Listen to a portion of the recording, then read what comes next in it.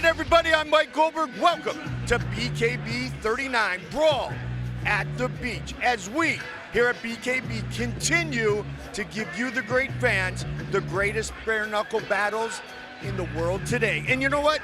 We're solidifying our status as the ultimate home for bare knuckle boxing. Global roster of gladiators, and man, we are getting it started tonight here in Myrtle Beach in style. He's fighting in his backyard tonight. He is the big cat. He is Dewitt Dixon, an extremely versatile martial artist who's now focusing full time on BKB. A sniper whose power shot is his left hook. He's got his teammates with him. He's got Maurice, Josh Oxendine. You know what? That man is the former BKB World Champion Jarome Hatch, whose hatchet is in his right hand. In his last performance, he set a BKB record with a 13-second knockout. That right hand is a true bona fide finisher. So let me tell you about Jarome Hatch. He will make his walk into a combat competition tonight for the 185th time. A great trilogy, of course, with Marco Martignac, and I talked about that fastest knockout in BKB history against Wales' own Daniel Laurel. That is our main event later tonight with a good Welshman and Jack Marshman. But we get started, as I promised, with a good one. So Big Mo, here we go. Good evening, ladies and gentlemen, and good evening to all of our viewers joining us around the world, and welcome to Myrtle Beach, South Carolina. Tonight's home for BKB Bare Knuckle Boxing 39, the Brawl at the Beach, and we pick up right into the action with our first fight of the night on our main card. 5 3-minute rounds in the Super Cruiserweight division. Let's meet the fighters. First, fighting out of the blue corner, wearing the all-black trunks, he stands 5 feet 11 inches tall. He weighed in at 201 pounds. He holds a bare knuckle record of 4 victories versus 3 defeats. And he fights out of Lehigh, Utah, introducing the former BKB World Champion, Jarome the Hatchet Hatch. And now his opponent standing across the Trigon, fighting out of the red corner, wearing the all-black trunks. He stands 5 feet 9 inches tall. He weighed in at 199 pounds. He holds an even bare knuckle record of 1 victory versus 1 defeat. And he fights out of Charlotte, North Carolina, introducing Dewitt Crazy Cat Dixon. Our referee in charge when the bell rings, Wayne Spinola. Wayne Spinola, our referee, for, as promised, a great way to start our night. Okay, gentlemen, come to scratch. DeWitt, Crazy Cat Dixon, Jarome, right, the Hatchet Hat. Fight. Here we go. Right away, they clinch.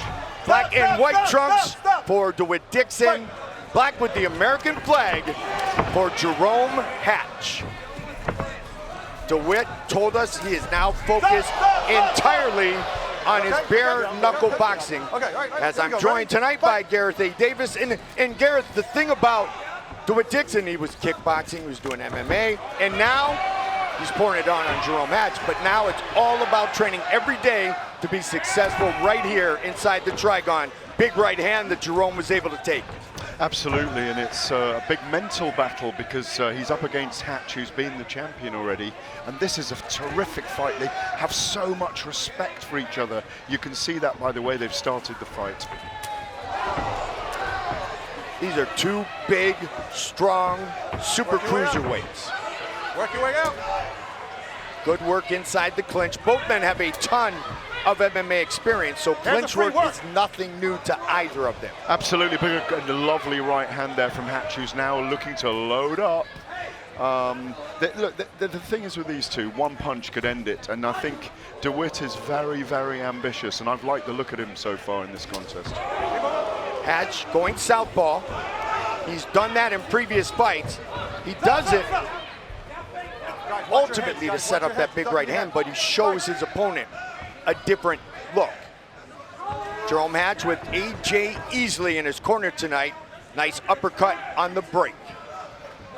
And a nice left-right from against Hatch, from his opponent. It's very interesting so far. There's a little bit of fatigue on both men as well. But I think the focus that they both got right now, we're getting into the heat of the battle now. Both exchanging. Great right hand. Oh, my. On the counter, Jarome Hatch. Mouthpiece goes flying. 6. Dixon is 7, up. 8. Can he continue? Come over here. Come over here. You all right? Yeah. You sure? Yeah. No, that's it. It is all over, just like that. Jarome Hatch with another first-round finish because the hatchet landed. Ladies and gentlemen, referee Wayne Spinola calls a stop to this contest at 2 minutes, 15 seconds of the very first round, declaring your winner by knockout, Jarome the Hatchet Hatch. He's 2-0 here in 2025. Jarome Hatch will visit with Big Mo. Jarome Hatch. All right, I'm gonna keep my distance from those hammers that you have in your hands. I actually want to quote Paulie Malignaggi. This guy's got hammers in his hands. Jarome Hatch again.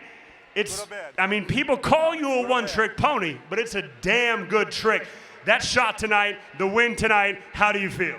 I feel great. He come out and, I mean, it was kind of a little brawl, man. I kind of fed into his game plan a little bit and was able to come out on top. But, I mean, like Paulie said, hammers in the hands. I mean, that's why they're the Hammer Twins. You got old Jack and Sledge, so. Now, I did see you switch to southpaw during the fight. Was that a little bit of a bait tactic? I mean, I've been working southpaw for a long time, and if you've been watching me for the last 184 fights, you know that I switch it up. But I've been really kind of getting that because that old one-trick pony, he's getting broke, buddy. Now I want to bring you up here. I want to look at the big board right behind us. Let's take a look at this knockout. Why don't you talk me through what you were thinking as soon as you broke? Well, I mean, if there's anything, that's when he got pushed through. But the big thing is just like, I mean, any brawl, when they throw wide like that, even in the bar room, I mean, it's what I teach the kids for self-defense and the people. You teach kids that? Yes, sir, absolutely. You're so casual about knocking people out, it's quite terrifying, actually.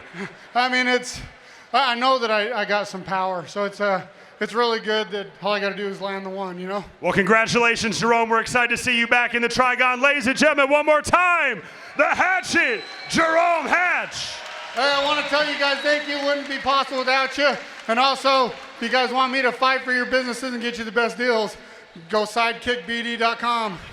Ladies and gentlemen, the Hatchet, Jarome Hatch. And now, ladies and gentlemen, live from Myrtle Beach, South Carolina for BKB 39, our next matchup is in the light heavyweight division, and it is a North Carolina versus South Carolina matchup. Let's meet the fighters. First, fighting out of the blue corner, wearing the black trunks with red trim, he stands 5 feet, 11 inches tall.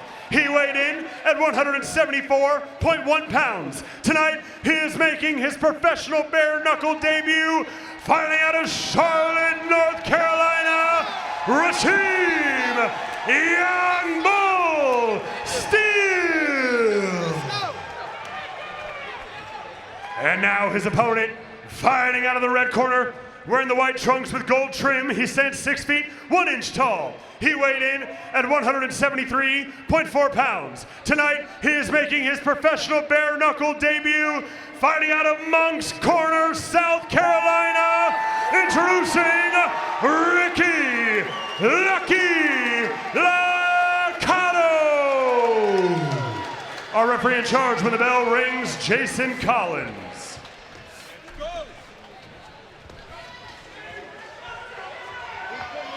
Professional debut for both men, but a lot of amateur experience for both men, especially Ricky Luckadoo. All right, blue. All right, red. Fight! Here we go. Southpaw is Ricky Luckadoo in the white and gold trunks. There's that early storm that you kind of predicted, Garrett, from Rasheam Steele in the red and black trunks. Yeah, but he was caught on the counter. Good right hand on the exit by Ricky Luckadoo.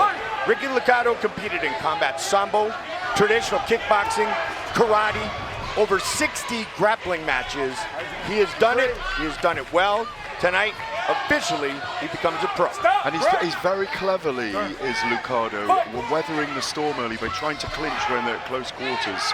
And he buckled the knees of Steele early on, and he's just got to weather the storm and get through it. Steele's dangerous, mind you.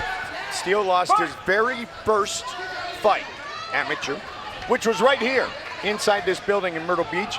He has not lost since. Steele in the red and black. Luckadoo in the white and gold. Nice spin out of trouble there. True southpaw, who's bloodied up by Rasheam Steele here with 40 seconds on the clock in round number 1. Yeah, the Luckadoo's got a cut on the left-hand side of his forehead, and it's given the red rag to the bull right now. He's the young bull, isn't he? And he's seen that red, and then he goes, oh, but a great right counter. Oh, this is a war now, Mike. Yeah, they always end up being one. Great finish to round number 1. 20 seconds remaining. Both men have landed, and nice work by Ricky Luckadoo off the break. Stop! Break! 10 seconds. Watch your hands, fellas. Fight!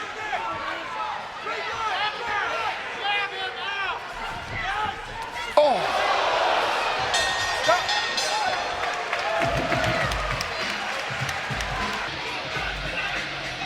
All right, gentlemen. Set for the start of round number 2.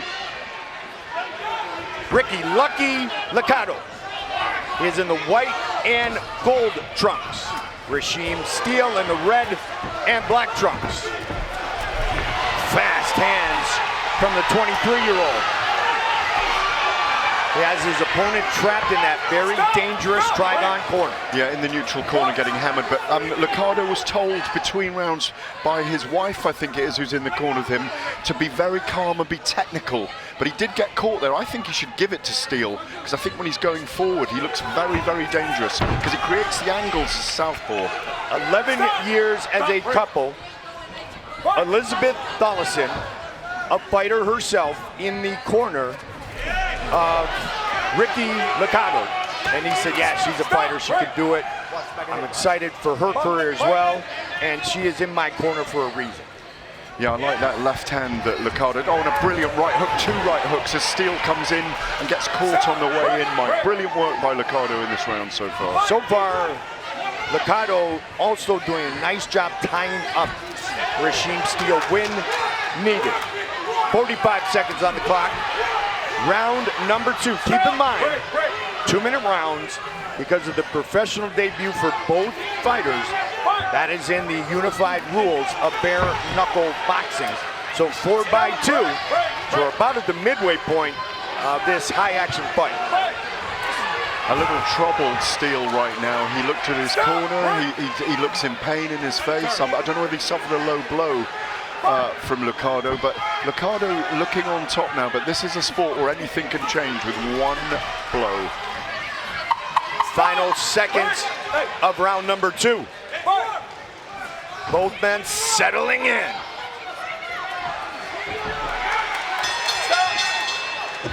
Here in Myrtle Beach, South Carolina. We're gonna go to the neutral corner. Check the hand of Rasheam Steele. And he's good to go. Halfway through this fight, 4x2. Very close fight so far. Round 3 is underway. The southpaw looking to utilize all of his skills, all that combat sambo, that kickboxing, karate, and of course if he clinches, he's grappled his entire fighting life as well. Huge left hand, Mike, there by Luckadoo on Steele. A massive right, a massive left hand. And again, he leads with a nice right hook from the southpaw stance. When it's a fight at pace, Rasheam does damage. When he gets more settled in, you can see the age and experience showcased by Ricky Luckadoo. Oh yeah, he's really coming forward now and dominating. He's really pouring it on Steele. He's seen the fact that he can destroy the bull. Here's a push down, but brilliant performance so far by Luckadoo. Timeout. Let's see what's going on with Rasheam. Come here. Damaged right hand, I think, Mike. Yeah, and that's what the doctor looked at before, and he's holding it. He may not be able to continue. He likely broke the hand early on. It is all over. Ricky Luckadoo, victorious in his professional combat, bare knuckle, and BKB debut.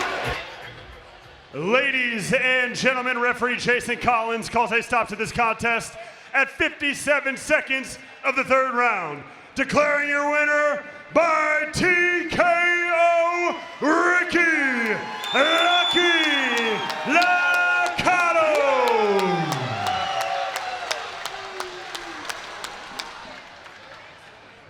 Ricky Luckadoo. First off, you come away with the victory in the Battle of the Carolinas. You made your bare knuckle debut tonight. What did you think about taking the gloves off? Hey, it's a lot harder than it looks. It's Really? Because my game plan went under the window right away. I had a fucking blast doing it though. I'm gonna keep doing this. This sport is built for me. I love every second of being in this ring tonight. I appreciate the platform you guys provided to me. I'm extremely excited to be a part of this organization. Well, I can say for sure that you're an entertaining fighter and we want to see you back. You said that your game plan changed and it almost went out the window. When that happened, how did you decide in your mind what to do to grind out that victory? Well, as soon as he hit me, I knew I was gonna have to utilize my big bald-ass head. So I used that as my shield instead of my regular shield that I'm used to, but we still got it done. Well, you still look pretty, ladies and gentlemen. One more time for your winner, Ricky Luckadoo. Ladies and gentlemen, live from Myrtle Beach, South Carolina, our next matchup is scheduled for 4 two-minute rounds in the super middleweight division, and it's brought to you by Clue Nicotine Pouches. Our referee in charge when the bell rings, Jimmy Neely. Let's meet the fighters. First, fighting out of the blue corner, wearing the black trunks. He stands 5 feet, 9 inches tall. He weighed in at 167.1 pounds. Tonight, he is making his professional bare knuckle debut, fighting out of Haverhill, Massachusetts, by way of St. Louis, Missouri, introducing Isaiah Profound Williams. And now his opponent, standing across the Trigon, fighting out of the red corner, wearing the white trunks with black trim. He stands 5 feet, 6 inches tall. He weighed in at 165 pounds. Tonight, he is making his professional bare knuckle debut, fighting out of Indio, California. He is the Tasmanian Devil, Marlon Moncada.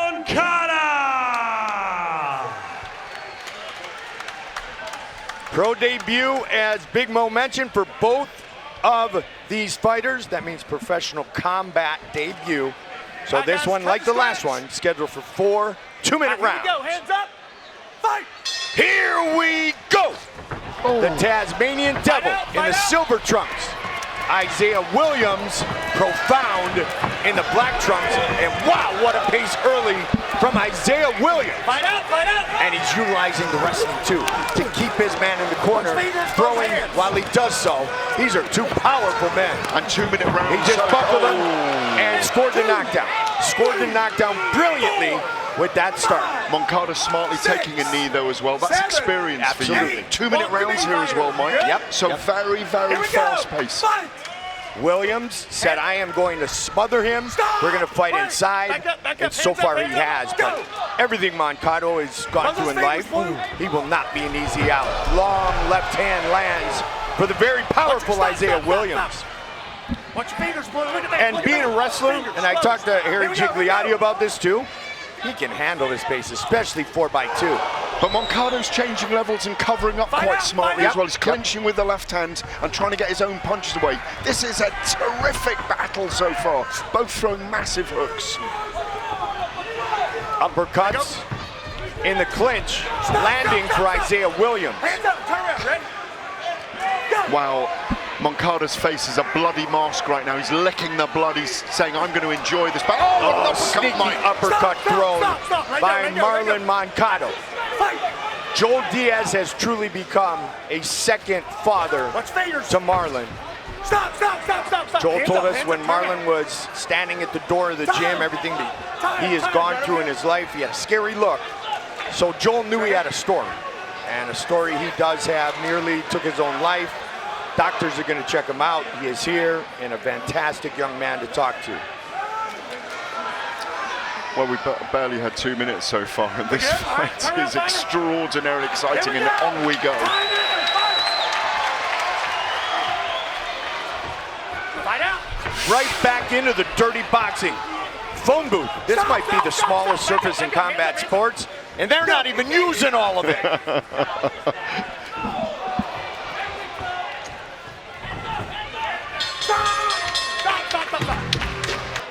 This tremendous super middleweight battle continues. Marlon Moncada in the silver trunks. Isaiah Williams. Switch stance, using a lot of southpaw here early in this round in the black trunks. Fighting out of Haverhill, Massachusetts. Close the hands, Blue.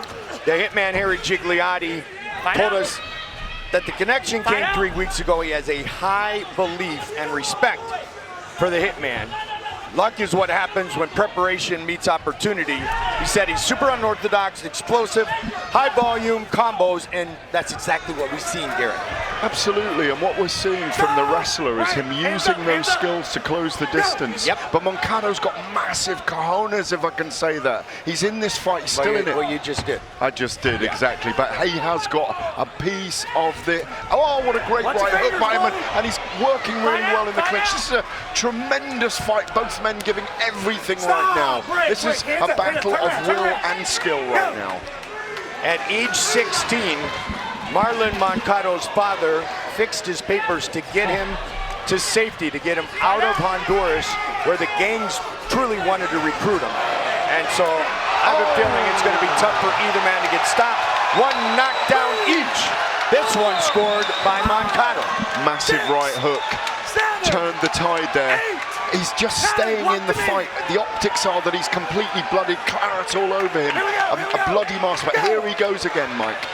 This is what BKB is all about. 20 seconds on the clock, round number 2. Both of these men are extremely powerful. 3, 4, Another 5, knockdown 6, for Moncada. 7, 8. Here we go, here we go. And a third. 3, 4, 5, 6, 7, 8. The battle will continue. All right, let's go, round. The former professional boxer, Joel Diaz, in the corner of Marlon Moncada. Quite simply, in between rounds, he said, finish him up. Third round underway. Let's see what Williams can do to answer the 3 knockdowns scored in the second round by the Tasmanian Devil. Fight out. Williams tying up cleverly Moncada just to get his strength back, but as Joel Diaz said, I want you landing punches and I want you landing heavy blows. It's time to finish him. Williams breathing very heavily. Fight out, fight out. And we've always, there's a knee, nope, slip. I think it's fatigue at the moment as well, Mike. Nope, he did take a knee.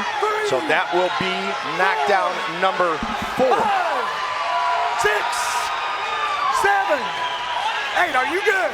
Here we go. Moncada, Joel Diaz said, let's get the finish. Another knockdown, the 5th. 3, But how long can you go on that fatigue? 5, That we're gonna find out in a moment. 7, 8, 9. Are you good? Heart of a warrior. Here we go. That's that wrestling.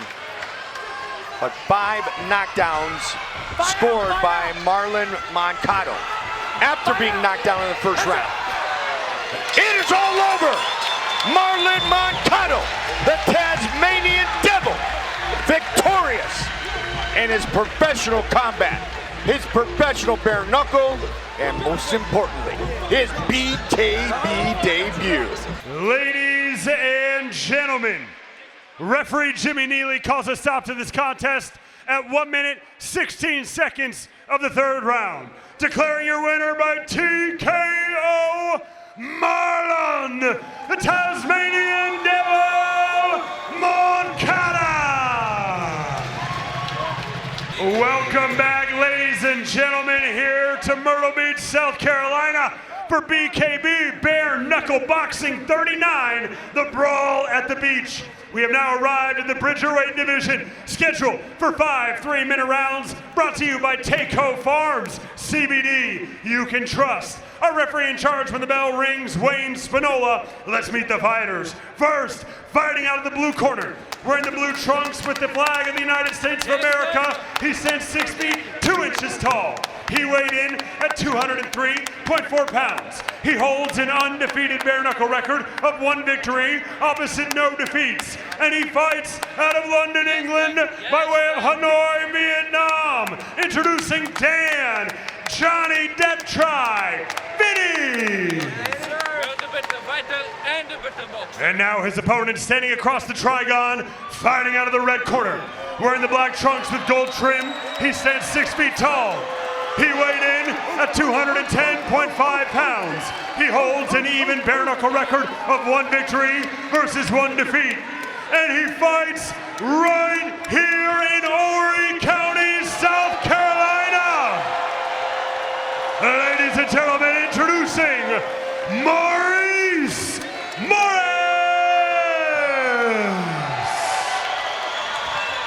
Right off the top of the show, talking about Dewitt Dixon, I might have mentioned Maurice, his teammate, who is set to go. This fight scheduled for 5 3-minute rounds. Wayne Spinola, our referee. Foot on the corner, ready, gentlemen, here we go. Fight! Here we go! Black and gold trunks for Mayhem, Maurice Morris. Dan Vinni has the USA flag draped around his trunks. Big heavy right hand landed already by Mayhem. Fighting is the only time I feel free. That is what Maurice Morris has told us. And he feels free right now, and he's letting those hands go. Yeah, definitely having success with the right hand. He's so powerful. Yeah. So powerful. His teammate Joshua Oxendine set to fight still tonight. Teammates Rasheam, Steele, and Dewitt Dixon fought earlier. Fight scheduled for 5 3-minute rounds. Accidental eye poke. Wayne Spinola stepped in right in time. And in all fairness, Maurice Morris was about to do the right thing because protect yourself, and it wasn't stopped yet. Absolutely right, but the referee Wayne Spinola was brilliant then, by the way. Absolutely on point stopping it. And congratulations to Maurice Morris for being an absolute sportsman right there, because he could have let that dangerous right hand go that's landed 6 or 7 times already. Vinny might be out of this, you know. He really didn't look in comfort at all after that poke. Nor the punches that landed upon him previous to that. Quite true, Mr. Goldberg. In your face, the fight style of Mayhem. Maurice Morris. Just relax, hold it on there. Okay, what happens is you get a little bit of a spasm. 5 minutes. The cold compress usually gets us to stop after about 30 seconds. Never have the doctor take a look at it, okay? Just relax, okay? Fantastic advice and refereeing there, by the way. He can't be administered by his own corner, of course, so he has to do it himself. 6 professional MMA titles for that man right there, Dan Vinni. Okay, Lou, let's take a look. Crazy journey, but he said, I have committed my entire life to this. It's all I do. On the Trigon, he said, I can work in small spaces. Time will tell. Time's going to tell with the doctor here as well. Our doctor's having a very, very close look at that eye, and he's shaking his head at Vinny. You got plenty of time. He's got plenty of time, says Spinola. Just relax, okay? We've got a good crowd in here tonight who want action, don't they? And a lot of Maurice Morris fans, as he is fighting 30 minutes from his home.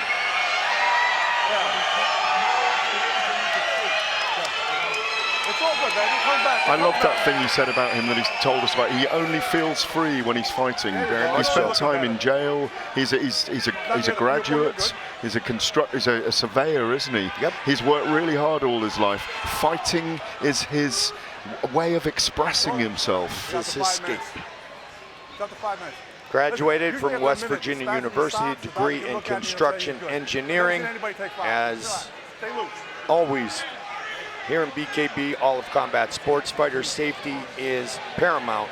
So they continue to take a very close look at Dan Vinni. Accidental eye poke.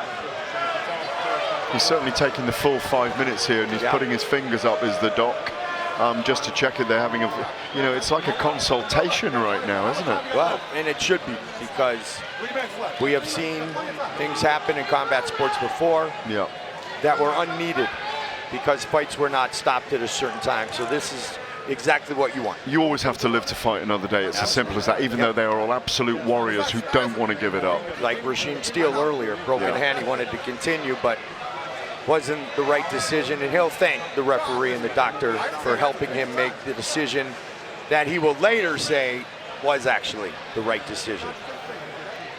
Dan seems to be opening his eye better, have a little time, and he says he's good to go. There we go. All right. Well done, Dan Vinni. He needs to let his Maurice, hands go just now, had a though. lot of time to rest. He needs to let his hands go. He really does. 2 minutes on the clock here, right now. Round number 1. Maurice's pace is unbelievable. From the wrestling room to the Marine Corps to his time in which he was incarcerated, said, I've always been the dog, the baddest man wherever I'm at. He just wants to be the baddest man right here. And better Dan Vinni. Good posture from the guy who's dominating at the moment, Maurice. That left leg is really dominating the exchange. Oh, a lovely right hand again, Mike. One. You could hear that. And again, looks for an opening for the right hand. And it's all over. Maurice Morris, victorious in round number 1, right here at home. Ladies and gentlemen, referee Wayne Spinola calls a stop to this contest at 1 minute 46 seconds of the very first round, declaring your winner by TKO, Maurice Morris.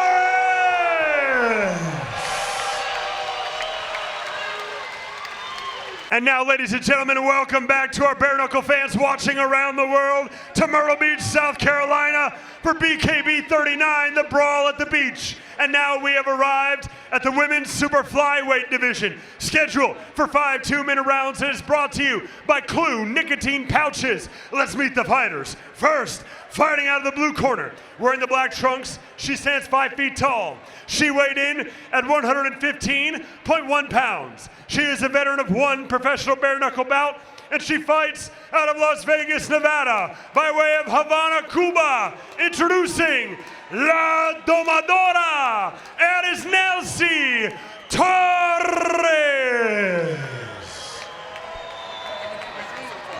And now her opponent, standing across the Trigon, fighting out of the red corner, wearing the maroon trunks. She stands 5 feet 4 inches tall. She weighed in at 116 pounds. She holds a professional bare knuckle record of 2 victories versus 1 defeat, and tonight she enters the Trigon for the very first time, fighting out of right here in Myrtle Beach, South Carolina. Introducing the CrAsian, Nguyen.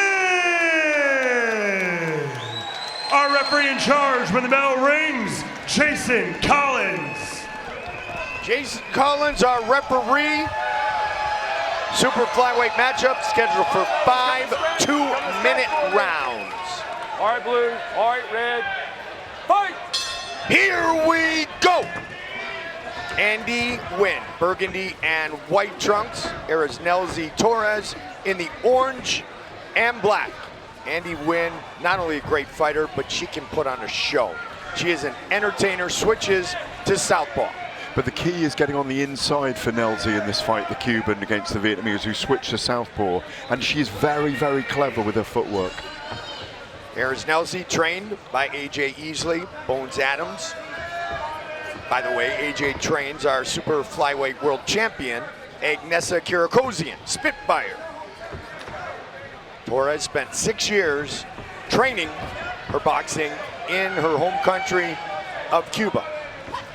She's got to make it pay when she's in range, and that's what she's not able to do at the moment. Lovely movement from Nguyen.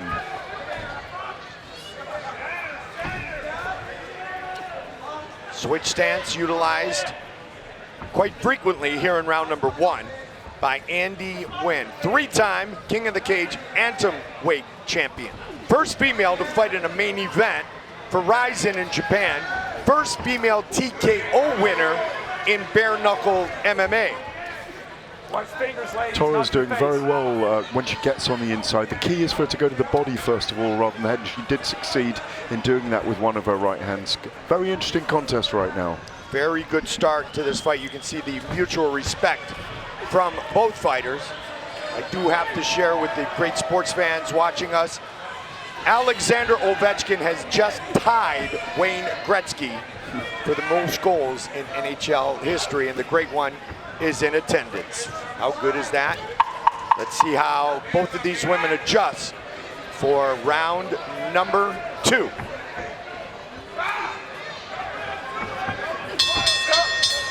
Well, we have 4 2-minute rounds remaining. All right, ladies, come to scratch. All right, fight. Torres and Nguyen, burgundy and white for Andy Nguyen, fighting in her hometown of Myrtle Beach, South Carolina. She was born in Hollywood, California. From Havana, Cuba to Las Vegas, Erisnelsy Torres in the orange and black trunks. Well, you talked about adjustments in that after the first round, and Torres has made them, by the way, and her footwork's brilliant. She's closing, walking down Nguyen, and is going to land punches on the inside. The team of Easley and Adams, as good as any in combat, but especially here in bare knuckle, and that is the real key with AJ Easley. If his fighters will listen, he will give them the keys to get more successful, to change it up properly as the rounds continue. Well, he has, because the footwork's helped her to get on the inside, and she's landed 3 hooks already in this round as Torres, and she's beginning to dominate here. Torres trying to go upstairs, downstairs. She is working against a 4-inch reach disadvantage. But she showcased in her first fight with Shelby Cannon that she is a gamer, because Shelby Cannon is tough. She went the distance with Shelby Cannon in her bare knuckle and BKB debut. But Torres has got a great shape about her at the moment. She's defensively fine. I think Nguyen isn't looking to be powerful and active enough. I say that and she lands a right hand, but Torres looks very good to me at the moment, very focused, and it's her round to lose at the moment for me. She gets inside, just missing with the counter was the CrAsian.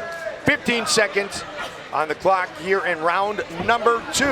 Oh, great right hand there, Mike, from Torres. Good round for Nelsy. Time. Our featured matchup here tonight in Myrtle Beach, South Carolina. Burgundy and white for Andy Nguyen, the 42-year-old, against Nelsy Torres, 27 years old. She is in the orange and black. Great flurry and a combination put together by Erisnelsy Torres there. You see that Nguyen will change stances a lot. She does, but Torres is just ignoring that. What she's doing very cleverly, your feet get you to the position to land your hands, and she's dismaying Nguyen by her footwork at the moment. And great level change there, by the way, even though she gets caught by a right hook. But Torres is winning this fight at the moment, Mike, based on footwork. Very, very clever Cuban footwork. And she has said on multiple occasions, she hopes to be the first Cuban women's BKB world champion. We got a heavyweight from Cuba who's pretty dominant, who's going to fight soon. Gustavo Trujillo. But right now, it's Torres and Nguyen. And halfway through the third round, she's got a rhythm now, and Nguyen is the one who's fighting with desperation. Yes. And Torres is really in command. It's beautiful to watch right now, by the way. And Shelby Cannon is a very physical fighter, and she gets in close, she ties you up, dirty boxing, and that's what earned her the victory in the debut for Erisnelsy Torres. Andy Nguyen isn't doing any of that, so the gas tank of Torres stays on pace, and she has really turned it up here in the third, but still patiently, which is what I really like to see, and I know her coaches do as well here. She built here. She started to chop the tree down by going to the body, and then by the third round, she knows she's on the inside. Her footwork works, so there she goes again. She didn't land with those last two punches, but she's very, very much in range. And the much smaller woman, it looks like half a foot rather than 4 inches, by the way. Andy Nguyen said fighting here at home is a motivator. All right, ladies, come to Age scratch. 42, she's still durable. Always been a tomboy at heart. Start of round number 4. Nguyen needs to get her game plan utilized here as the fight goes deeper and deeper towards the end. And she comes out with a little bit more, I would say, aggression, but also a little bit more of a constant attack in which she knows she's behind on the scorecard. Well, Nguyen needs more vim and vigor now. At the moment, this isn't a brawl on the beach. It's a fistic chess match on the beach. Yep. And Torres, all the advantages are with the Cuban. This is a Cuban-style bare knuckle fight, if you like. Good right hand from the southpaw stance, lands by Andy Nguyen. Fought Muay Thai for Fairtex in Thailand, fought in China, Hawaii. Here at home again tonight. Bobbing, weaving, moving, tucking. Torres is so confident now. She can go to body and head, but Nguyen really trying to push the pace. Yeah, she's got to put on that sense of urgency, to say the least.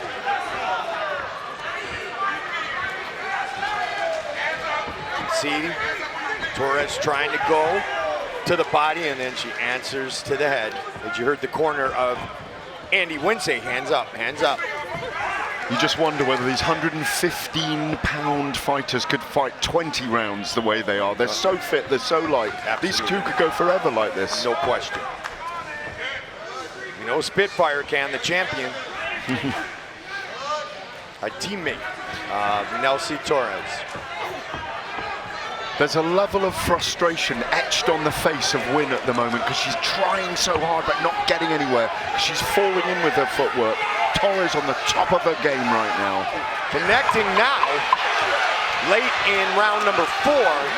Probably the best flurry of connections from Andy Nguyen. But a great Big right-hand swing and a counter, miss. but a great right-hand counter from Torres as well there. Fifth and final round. Erisnelsy Torres, orange and black. Andy Nguyen, burgundy and white. Final round of this super flyweight matchup. Man, Torres just bladed. Just a beautiful performance from Erisnelsy Torres. I mean, are we seeing a young woman, Torres, who could be putting herself forward for a world title shot at some point in the near future? No question. She's got to get a few more wins, but sure is interesting that AJ also trains the champion. But that's why Mel Valenzuela, our matchmaker, is a Hall of Famer. That's for Mel to deal with. You and I just get to call the fights. Exactly, and Andy Nguyen really trying hard at the beginning of this round to put that right foot forward from the southpaw stance, but Torres is just dominating with a sideways movement, lateral movement, then pushing out the jab, knows that she's got the fight won in many ways, even though you can't say that in bare knuckle fighting as they start to trade, which we want to see from them. The crowd rising for this as well, Mike. No question. Torres needs to be intelligently offensive in these last 45 seconds. She won't go away, but she's going to be intelligent when she enters, as now there are 35 seconds remaining, and she just hurt her. Scores a late knockdown. It started with a body shot and then went over the top. Come here. Come here. You good? Come here. Come here. I think she's done, Mike. Yep. Stop. Say that you took the punch. I want to see it when she was down. Okay. Doctor talking to Andy Nguyen.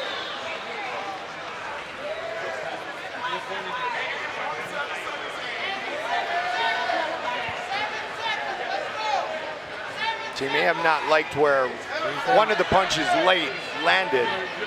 Torres did pull back when she saw Andy Nguyen go down to a knee. What's that? Nonetheless, doctors talking to her.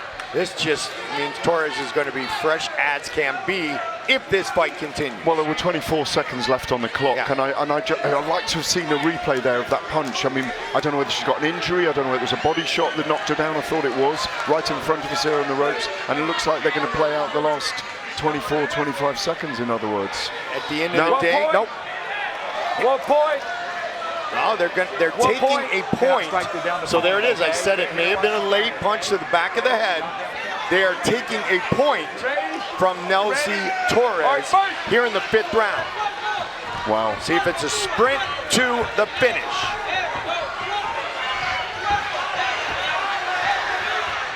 Well, it's woken Torres up, and she's going very hard to the body from here. Absolutely. It's thrilling And that finish. point deduction did come after the knockdown. Exactly. 10 seconds remain. Tongue out by Erisnelsy Torres, having some fun, putting on a show, and we are set to go the distance. Ladies and gentlemen, after 5 full rounds, we go to the judges' scorecards for the decision.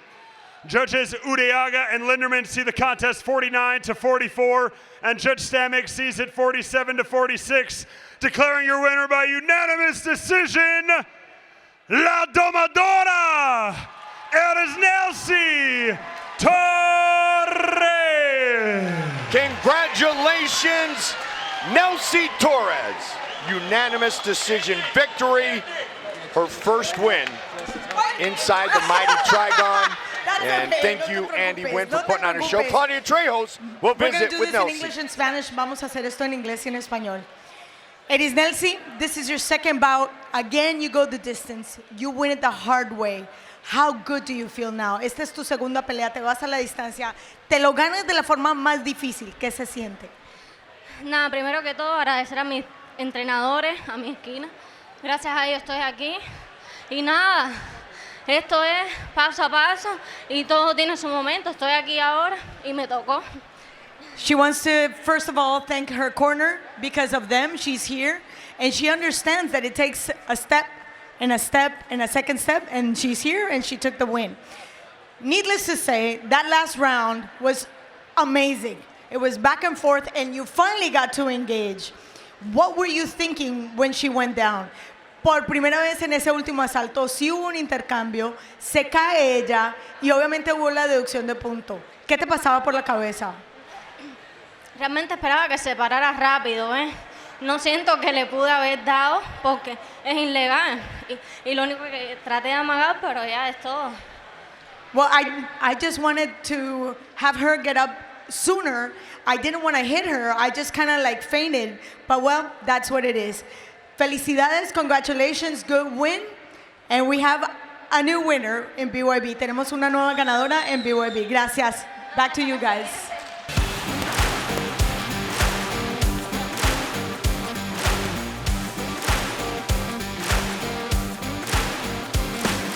I'm Estavan Partida, fighting out of Vegas from Bones Adams Gym. My strengths as a bare knuckle fighter is I came from a boxing background.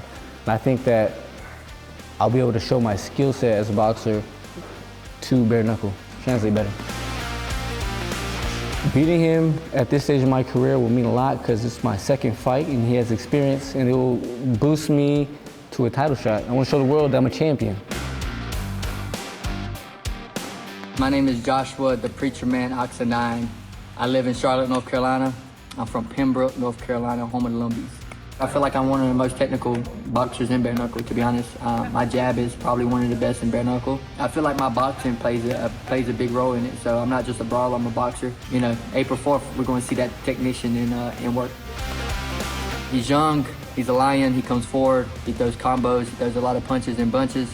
as we call it here, but he's never been hit. And every time I touch people, they usually fall. I don't know much about him. I know he's a passer, and I know for a fact I'm gonna be the most skillful fighter he's ever fought, realistically. One thing's gonna happen April 4th. You're gonna get knocked out. Another thing's gonna happen, I'm gonna get my hand raised. So welcome to Myrtle Beach, enjoy the beach. It'll probably be your last time going there. And now, ladies and gentlemen, inside the smallest surface in combat sports, BKB's mighty Trigon, this is your co-main event of the evening. 5 3-minute rounds in the super lightweight division, brought to you by Takeo Farms, CBD you can trust. Our referee in charge when the bell rings, Jimmy Neely. Let's meet the fighters. First, fighting out of the blue corner, wearing the all-white trunks, he stands 5 feet 8 inches tall. He weighed in at 140.8 pounds. He holds an undefeated bare knuckle record of 1 victory, opposite no defeats, and he fights out of Merced, California, by way of Las Vegas, Nevada.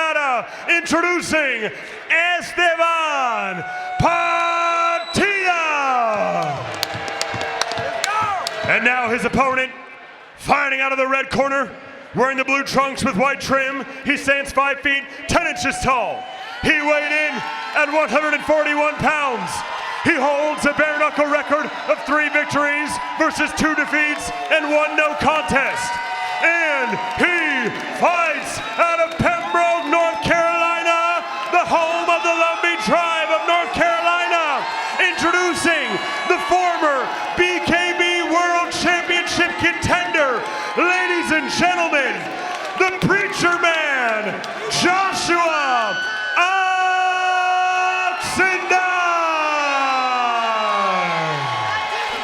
Our tail of the tape for this, our co-main event of the evening. Oxendine, 5 years the elder of Partida. Partida has the reach advantage. Joshua Oxendine, 2 inches taller. Tail of the tape brought to you by Clue Nicotine Pouches.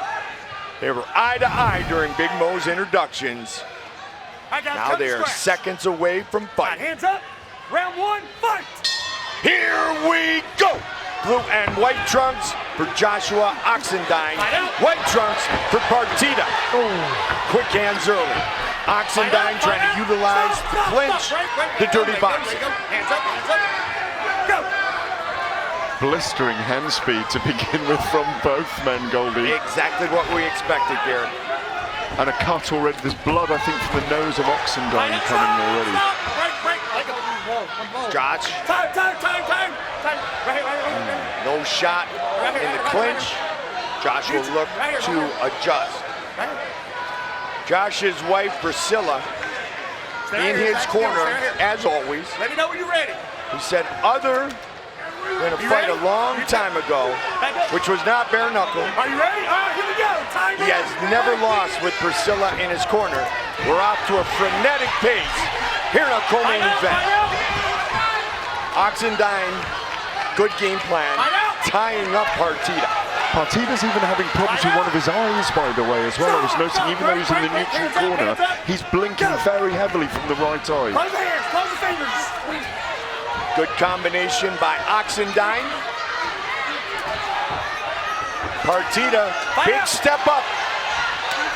As I said earlier, when we talked about tonight's show, Stop! Break, hands up. much to your point, great vision to see the altered eye in the vision, perhaps, of Estevan Partida. Probably from a knuckle. Yeah, that's a very And look, fascinating. he's got that right hand, he's really blocking it too. He is having to do that. He's one-eyed at the moment. He's fighting like a cyclops against Oxendine. He just brilliantly Great throws clinches. Uppercut clinches, brilliant.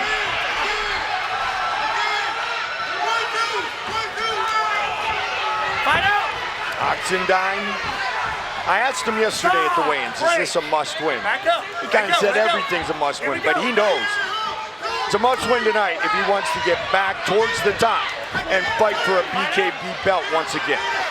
This is a battle of 2 human spirits here right now. Yes. They're both incredible people, will and skill. They both got damage already. It's a phenomenal fight. huge flurry above us here on the ropes from Partida, who's really coming into the fight again. Going to be put towards the neutral corner. Potential shot to the back of the head of Joshua Oxendine. I did not see the back of the head. I need you up. The ref said, I did not see that clear. Get up. 45 seconds on the clock. Still here in round one. Partida doing the Michael Jordan with the tongue. He wants to put on a show, but can he do it with the pressure that Oxendine is applying? Great counter-punching from Oxendine then, with 4 or 5 punches that he got away against Partida. This is are we really in the first round? Yes, we are. Partida just licked his hand, may have had blood, and then rubbed it down pretty much the face of Oxendine, and now Joshua is down. So, did that playmanship, if you will. Yeah. It put some blood in the eye of Oxendine. Partida doesn't think so. Well, this really is a brawl on the beach. Let's take a look at it right here. I did not see it, but I'll let you look. It was a playful finish to that flurry. Watch. Give me 30 seconds, please. No, I'm sorry, Mr. Goldberg, but I think there's well, it was the wrong thing to do. You cannot wipe your blood on another fighter's face, but I think Oxendine milked it, if I can use that expression. So I need to know, can he fight? Doc looking at it. Joshua Oxendine has fought through these kind of injuries, setbacks, encounters before as a bare knuckle fighter. 30 seconds Putting the mouthpiece back in.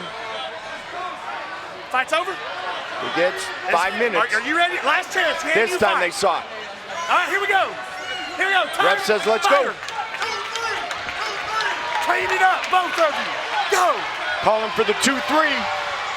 Have we got from the corner of Partida.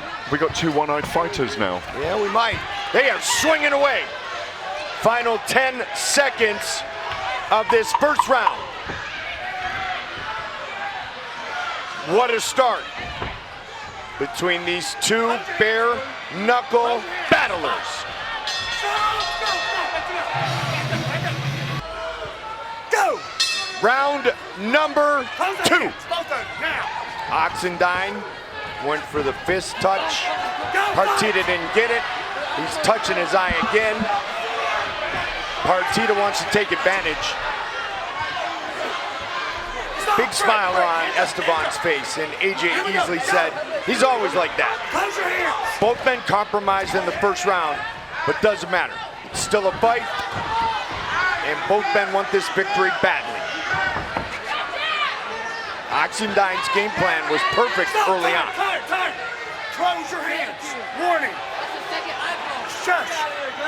Close your hands. Here we go. The ref has his hands full, but wisely says, Estevan, keep your hands together. Keep your fists there, so we don't have another potential eye poke, accidental eye poke, as it was earlier. Yeah, it's alert refereeing. He has to do that. We've had problems with eye pokes in this fight. They need to close their fist up.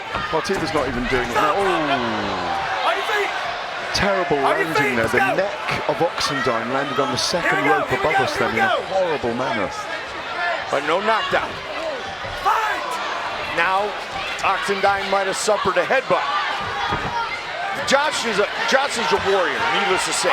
Lumbee Tribe, a Marine. He was in the Marines for 4 years. Started at age 19. Midway point of round 2.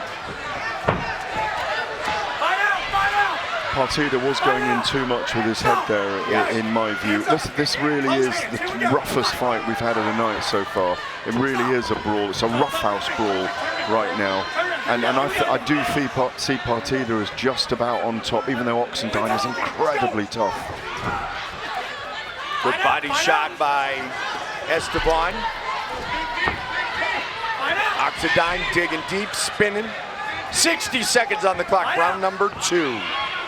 Co-main event of the evening. Still to come for the belt, Cub, Hawkins, Jack, Marshman. Do you remember being this young and this fit? These two guys are incredible what they're going through right now. We are seeing an absolute war, and they've got skills, but it really is about the will and their spirit. Oxendine's in terrible problems. You can see it etched on his face. That is a knockdown. 5, 6, 7, 8, 9. It is all over. Estavan Partida with the victory.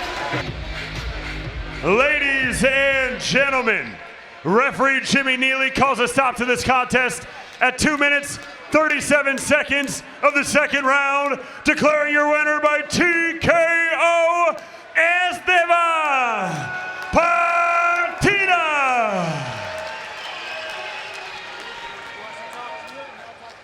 Estevan Partida, all smiles after that win. You remain undefeated. How do you feel? I feel extravagant, man. Show me the money. You know what I mean? Tonight was an important fight for you in terms of a measuring stick. You went and fought a former world championship contender in his backyard. A cagey fight at times. At moments got a little out of control, but you came out with the victory. Talk to me, what were you trying to do in terms of your game plan tonight inside the Trigon? You know, I was just trying to win and get that belt, you know what I mean?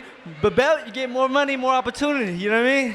You've talked about winning the belt and winning more money throughout the whole week. It's very clear what your mission is.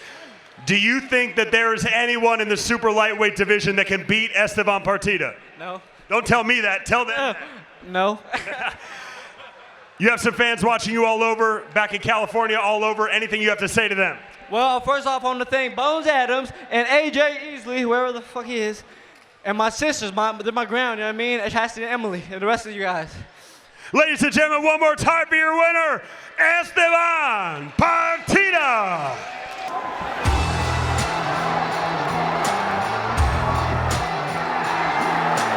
I've been fighting my whole life. I fought kickboxing, boxing, MMA, bare knuckle boxing, everything you can think of I fought it. So, and I've got a winning record in every discipline. So I'm good to go, whoever it is. I don't really pay much attention to who I'm fighting. I know who Cub is, I've seen him fight. It is what it is, I feel I beat him.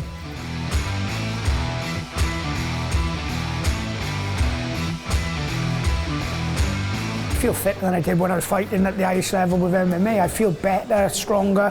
Things are going my way, everything's going my way in the gym, everything's going in my way, like so. I know for certain Cub hasn't got the power to put me out. He's tough as fucking nails, and I ain't looking at. It's a good chance this could be the only fight on the card that'll go the distance, because he's tough, he's hard to beat, but I'll outbox him by a long way. Because I think he is good, I do like him, but I feel I'm a much better boxer. My name's Cub Hawkins. I am the Cruiserweight World Champion, 6 knockouts, 4 title fights, and I'm from Chicago, Illinois. Oh, big hook goes down. Again, it's a counter that lands at the end of the last round. The fight will go my way. I have this belt for a reason, and I'm the best in the world. Don't really know much of my opponent. I just know I'm the best, and I come here to put on a show. I fight hard.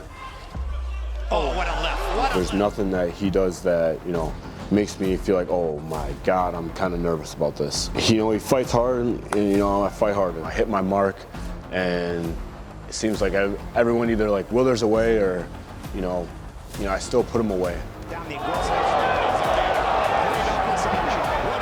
I've had 4 world title fights, and I've gotten a bonus every single time because I put on a show. I'm the big dog on the block, and I'm not going anywhere.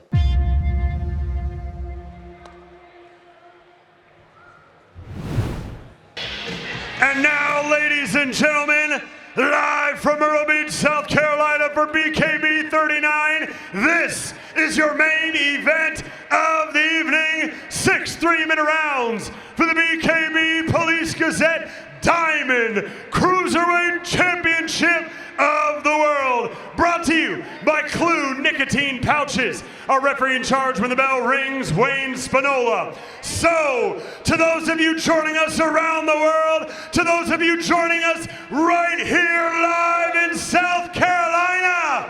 Are you ready to make history?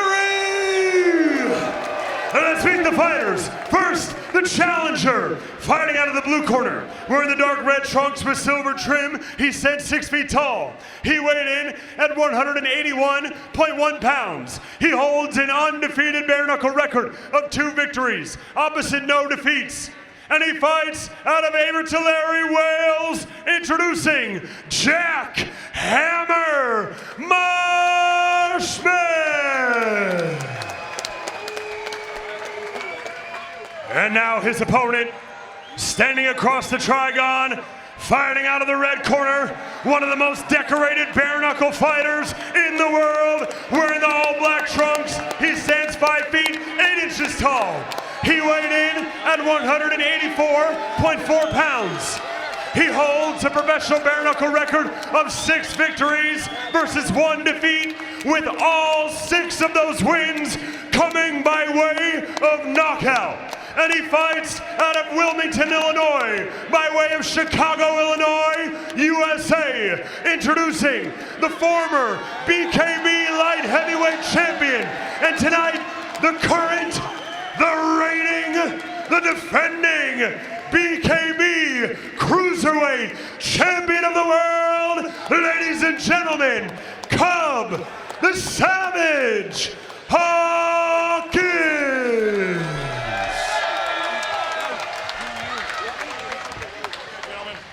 Title fight scheduled for 6 3-minute Listen to my commands all the time. Protect yourselves at all times, all right? If you want to now, touch them up. Step back. I'll get you guys started 1 minute. Good luck. Step back. Wayne Spinola, our referee, giving the fighters the final instructions.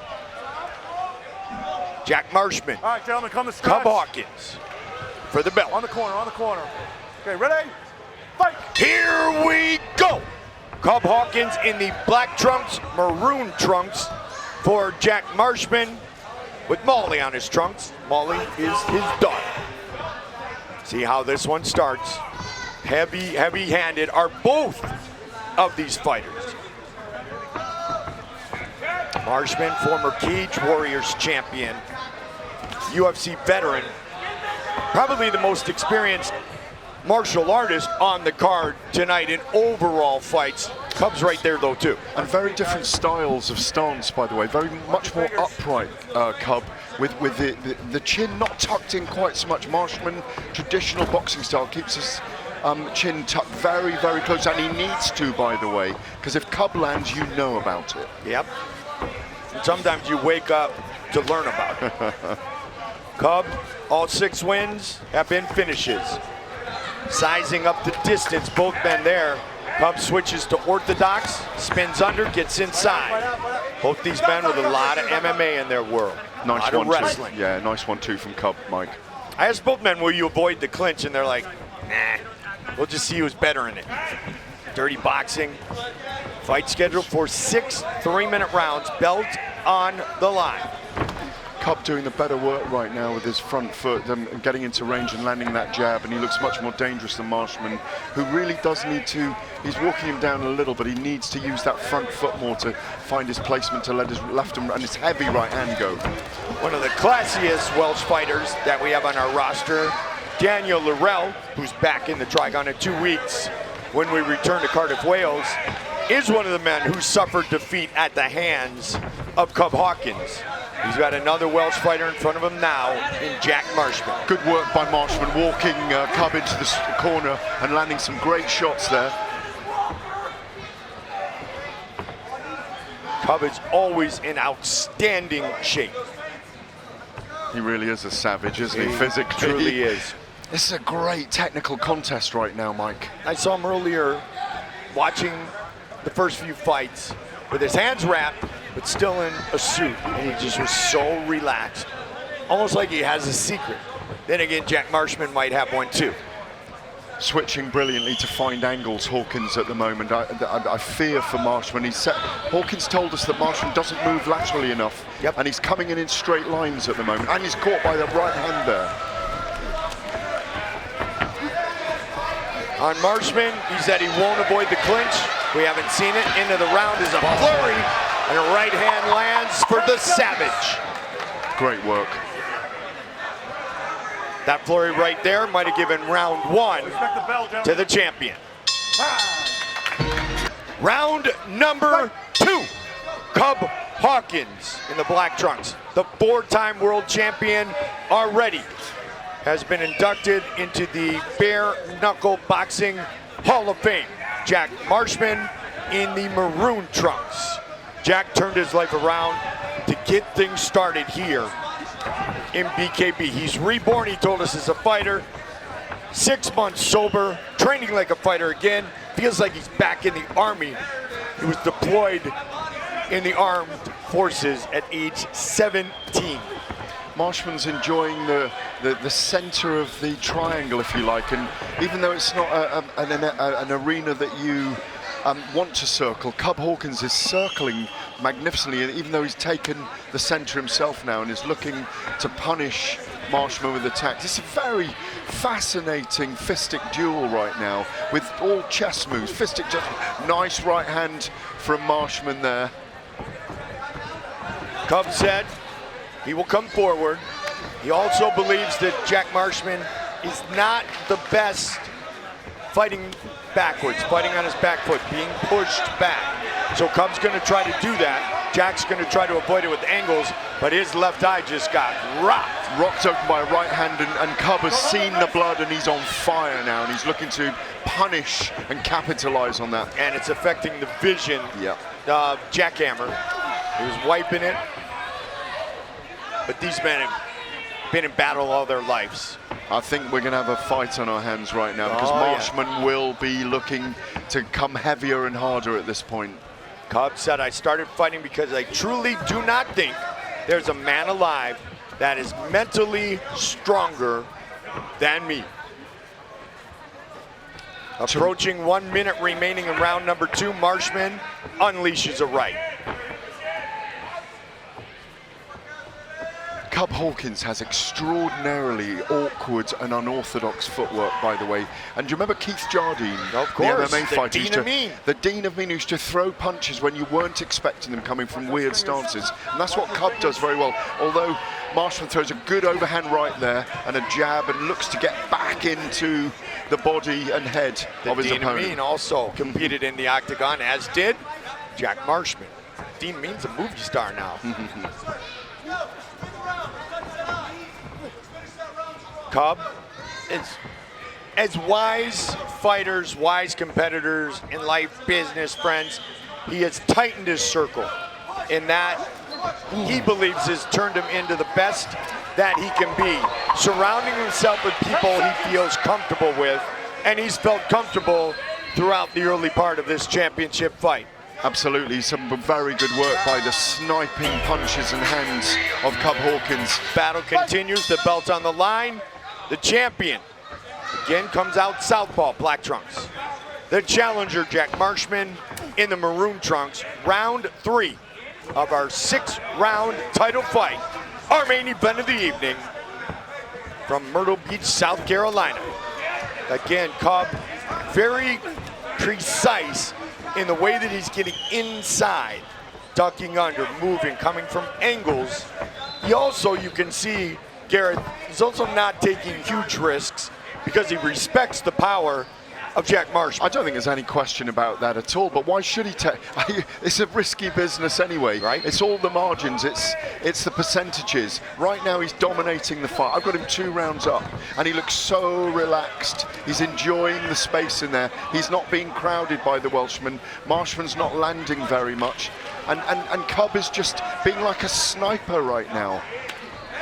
And again with the right hand from the southpaw stance. And in his first title defense of this cruiserweight belt at 185, good duck under by Cub as Marshman went on the offensive. He did go into the 5th round with Zion Tomlinson. Scored knockdowns in the 2nd, 3 in the 5th. The 3rd one was the one that ended the fight. It was fight of the night. Cub has 3 straight fight of the nights. That left eye is worsening on Marshman, but I think with what we know about him is he's dangerous enough with the left hook and the right hand to finish anyone at any point. He landed a nice straight right hand on the champion just then. The great BKB with BKB in the UK. It's a powerhouse now. TalkSport in the UK has come aboard believing in the action in the Trigon. We have fights in the UK, we have fights in the US, and we're gonna go worldwide. And it's because of competitors like this snap jab from Cub Hawkins. I do think he's allowing Marshman back into the fight here. Nice left hand from Marshman there. I'd like to see Cub get much more active again. I think he's settling into a rhythm at range far too much. Marshman is still dangerous in this fight, Mike. Has Cub been hit yet, though? Not fully. Right? And that's no disrespect to Jack, because if Jack does land one, there's gonna be a bad, bad story in this chapter of the career of Cub Hawkins, in which he continues to write.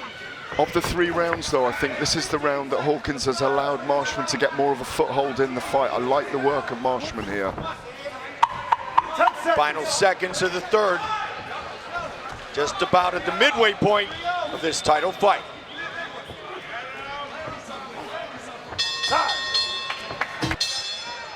Jack just fought 66 days ago. Finished Alex Wilson in the 4th round. Cub Hawkins in the black, Jack Marshman in the maroon. 4th round officially underway. Mike Goldberg, Gareth A. Davis. Glad to be here tonight for BKB 39 Brawl at the Beach. Man, Cubs movement outstanding tonight. When will we see the Savage take over? He wants to be opportunistic, which is very wise against Jack Marshman. Well, he's just upped his game right there, and he's looked to land some punches, but not very much. And he got hit to the sternum himself by Marshman, who's caught again by Cub. His in and out movement is absolutely incredible. His footwork is extraordinary. It's what makes him so elusive. And if Cub does get knocked down, he gets up. He was knocked down 7 times by Gregory Cisneros. You literally have to nail him to the canvas. There's no question about it. Marshman's still game though, isn't he? Still got that focus etched on his face, Mike. Doesn't look so frustrated, but he's hitting air all the time. Yep, and that is frustrating. The corner of Marshman saying, hey, make sure you protect that eye. Quick jab from Cub. Double up and a body shot from Jack Marshman. He needs to throw more punches. Yep. Cub was able to spin right out of the corner. Yep.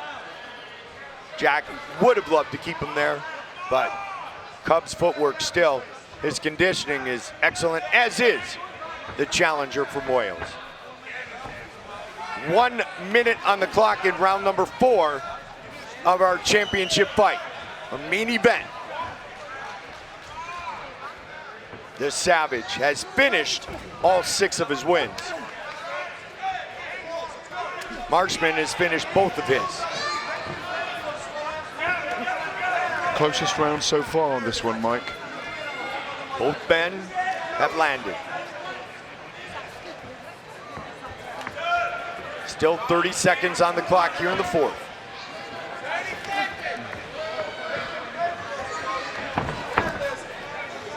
Cub's there, and then he's gone. We're 12 minutes in, but they still respect each other's power so much. And they should, and you know what? Cub just landed to that eye again, and Jack White did. Final seconds. Cub goes to the body and to the head. Good finish to this round. Once again, our championship fight continues. Cub Hawkins, the Savage, fighting out of Chicago, Illinois. Jack Marshman, representing the land of the dragon. Another great Welsh bare knuckle battler, who's pretty darn good in MMA too. Round number 5. Championship fight scheduled for 6. Marshman trying to land here early, utilizing that hook. And he looked for it again right there, Garrett. Yeah, absolutely. He's not having to do much other than come in very, very fast hands, and he's making Marshman miss all the time. Battle of the range is being dominated by Hawkins. In fact, it has for 12 minutes of this fight so far, and into the 13th minute here. It's a fascinating fight, but Cub Hawkins looks a level above Marshman right now. And his footwork looks as good as ever. Yeah. Lot of movement. And again, that setback in the title fight when he lost his light heavyweight belt to Gregory Cisneros, something that burns in his belly, and he gets better and better and better because of it. Marshman said he'd go into the clinch. I think he should try and rush the champion right now and get him in the clinch, because he's missing from range. The range is being dominated, the distance is being dominated by the champion. Respect from each other, but rush him and get him in the clinch. If he can catch him. If he can catch him. Clubs in and out, lateral movement. Man, that snap jab with his lead right hand, because that's his power hand. Switching his stance all night. But that right hand is your jab. That can be a fight finisher. And he has utilized it over and over again. Marshman trying to cut off the Trigon. There's the clinch. Go to work. Because Marshman needs a turnaround in this fight. There's no question about it. Under a minute, round number 5.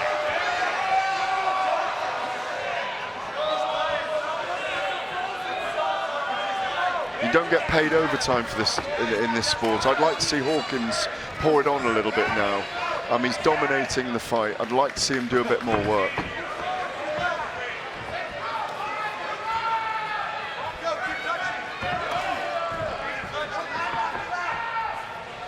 I don't know how many big shots he has taken, but I would say if the over-under is 5, it's way under.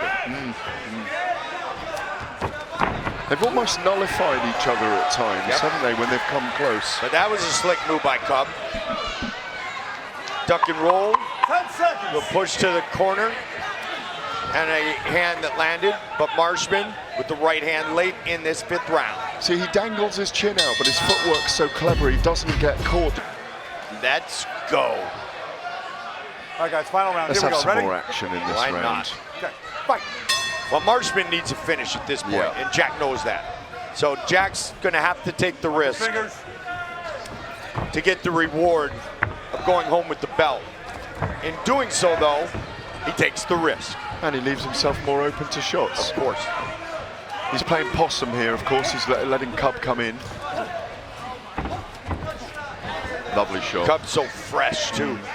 He's gonna really take a big shot from Jack to knock him down, and then perhaps finish the knockdown up with another one and pull off a 6th round. I won't say miracle because Marshman is talented, but a big 6th round turnaround. There'll certainly be a turn up for the books if you can reverse what's happened so far in this fight. But this is the sport where that happens. One punch. 1 minute into the 6th and final round.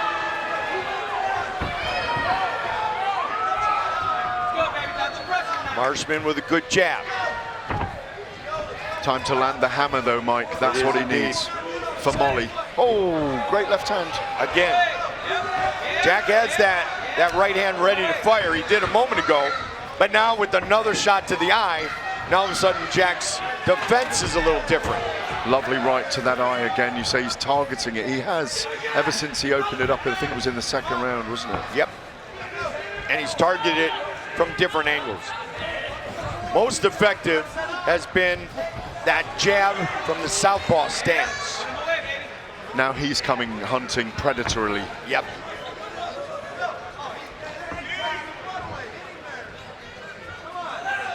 Cub wants to move to 7-1 with 7 finishes. He has 60 seconds to do so. Most paramount, though, is defending his title. Cub Hawkins has extraordinary balance, Mike. We have a very privileged position where we're standing, sitting right Started here. wrestling when he was age 4, Garrett. It's so extraordinary. I've not seen... Up and down goes Marshman with another shot towards that eye. 4, 5, Knockdown 6, in the 6th and final round. 8. Come over Jacks here. right up. Give me a hand. 30 seconds. Right, keep The going. eye is a mess. It really is, and Cub just nailed it again. 25 seconds. See if Cub goes strong, looking to finish this fight. But that knockdown, the math was already on his side. That knockdown just solidified the judges' scorecards. 10 seconds. 10 seconds. Both men signaling to each other, let's fight to the finish. They go the distance. Cub Hawkins and Jack Marshman. That left eye is a mess. Ladies and gentlemen, after 6 full championship rounds, we go to the judges' scorecard for the official decision. Judges Udiaga and Linderman see it 60-53, while Judge Stammy sees it 58-55, declaring your winner by unanimous decision, and still the BKB Cruiserweight Champion of the World, Cub the Savage Hawkins. Cub Hawkins, and still with that belt around your shoulders. Cub, I gotta ask you, you are so comfortable in the Trigon. I don't think there's a single fighter that can navigate the Trigon as well as you can. Did you know that that was gonna be an advantage that you had tonight with your experience? Everyone doubted me. They said that I didn't have the power, and I told them I didn't need the power. My footwork, me just touching my mark, I said all this, and that's exactly what I did, and that's why I have this belt, and I'm a champion for a reason. I wasn't gonna put myself in a position where I could get knocked out. He was a bigger, stronger guy, and I predicted all this. You are one of the most successful fighters in bare knuckle. This was your 5th title fight and you won. I just need to know, you're a nice guy. You carry yourself with respect. You represent this sport. Is there a bare knuckle fighter in the world that can beat Cub the Savage Hawkins? Is this live? Yes. Everybody be quiet. I told you all of my critics, that I was the top dog, that I wasn't going anywhere. And man, never again defeat me, never again say I was gonna lose, never again make me the underdog until I'm about 50 years old. Then you might get me. I don't know if I'm gonna fight at 185 anymore. I'm gonna say this as a threat. Anybody in the 150-pound division, if you wanna be a champion, go a different weight class because I'm coming. Ladies and gentlemen, you heard it one more time for the defending champion, Cub the Savage Hawkins. She got her first win earlier tonight. Shayna Bintliff, first victory in the Trigon. Then Eduardo Perez. All night it was action-packed, working all the way to Cub Hawkins. What a battle back and forth with Moncada and Williams. What a performance by Maurice here at home. Erisnelsy victorious for the first time. And then in the co-main event, it was Partida. And in the main event, it was Cub Hawkins defending his BKB championship. What a night of fights it was. For my partner, Garrett A. Davies, Big Mo, our entire crew here in Myrtle Beach, South Carolina, Mike Goldberg saying so long until next time. We see you right back here inside the Trigon.